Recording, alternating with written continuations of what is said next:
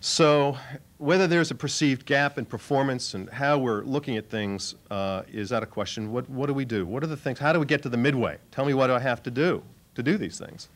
And I'm going to echo some of the things that have been talked about today, but maybe I'll go a little bit more detail about that. You know, the 5 things we've got to do is, first of all, you've got to know what you have. You have to know where it is. You have to know when do I repair or replace. You have to know how much ongoing investment is going to be required, whether you're going to have one shot in the arm or have some consistent and sustainable program, very important. And you have to know why you want to know what the value of your assets are. Let's take the first one at a time. We'll just go through these things in the coming minutes here. What do you have? Well, what do you have?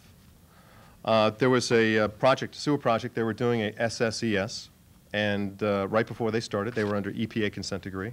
We asked them how many miles that they had, and the Public Works Director said, I've got 1,900 miles of sewer. After a detailed inventory, he found out he only had 1,400 miles. That's very different from the number of crews, the type of equipment, the productivity of the equipment. If you can do a TV camera setup, three segments of pipe in a day, you need to know how many segment pipes you have. You have to know your business metrics, basic information.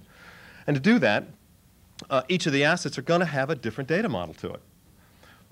Managing a plant is very different than managing a water or sewer or other network. So you may have hierarchical assets. You know, you'll have a complex or facility or area equipment. You'll have to have a type of business model for that. You may have directional assets like a sewer or stormwater system, unless, of course, you're Houston, where sometimes it actually flows back the other way. You have to have a hydraulic business model, so the shutdown, and you've really got to look at these things and defining how are you going to assign the things that everybody's been talking about, conditions, histories, work orders, forecasting, to these things. We've talked a lot about fixed segments on streets, points, areas, and a new concept, linear, which my good friend Mike Palmer is going to be talking about, because defining a linear asset is quite innovative of what's going on with that. Hydraulic, again, is a very famous case study with GIS programs that they'll put a layer of their water mains and a layer of their hydrants and a layer of their valves, all 3 separate layers, but yet they miss the point of figuring that, oh yeah, these are all connected to each other.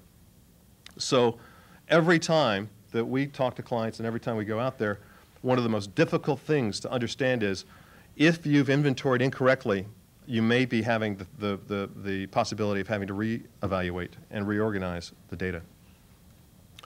City of Atlanta, water distribution assets. Well, let me tell you, this is a big system, 2,400 miles, 2,450 miles, but it's also a number of assets. I had a call one time from the plant manager at one of the largest treatment plants in the world. I think there's a dozen or so of those in the Southern California area.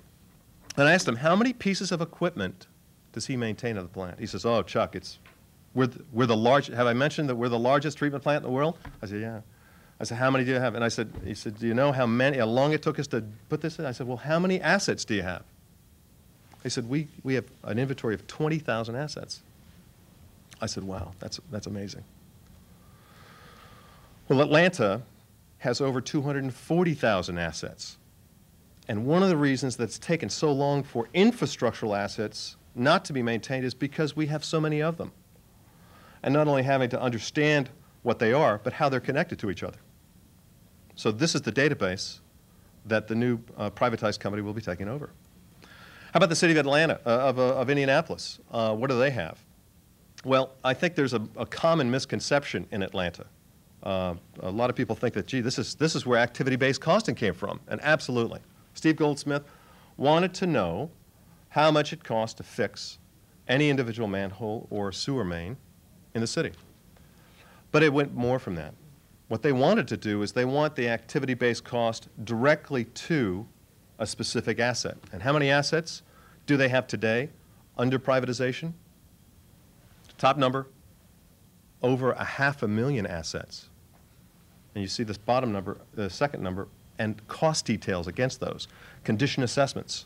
So where some things can be theoretical, there is a wealth of data in a number of situations to look at how you're doing prediction and modeling.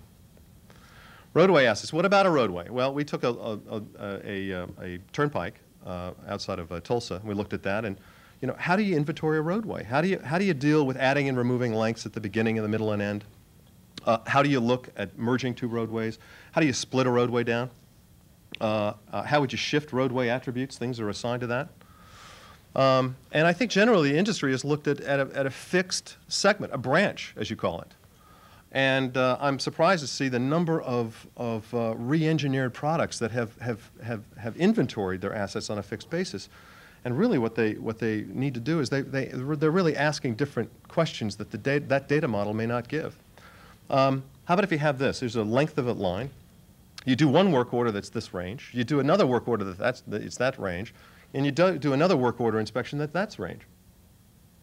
So the question is, how much do we spend between these two mileposts? It's a question that could be made n times. What's the overall condition of that segment? So the branch model, the segment model, doesn't apply, doesn't work. And if you're looking to go ahead and attach work order to it, you better come up with something different. What you have to do is you've got to really come up with not only the branch and the associated attributes, but also where is an asset based on a linear position. By coming up with a linear asset data model, that way, defining it now will save you reintroducing and re-engineering all of the inspection data that's been out there before. Where is it? Well, if you know where it is in relationship to other assets or to a linear point or a data model, there is the question that we all want to know of where an asset is located on Earth. There's a number of interesting things. The city of Virginia Beach just had a vehicle go down and videotape all theirs and stereo digitize their items. They actually had stereo cameras and a GPS device on top. So they have not only inventoried all their signage, but all of their pavement markings, brought it into the office, and by putting crosshairs on one of the lane markings can actually come up with a GPS on that and actually put that directly into their GIS to make that valid.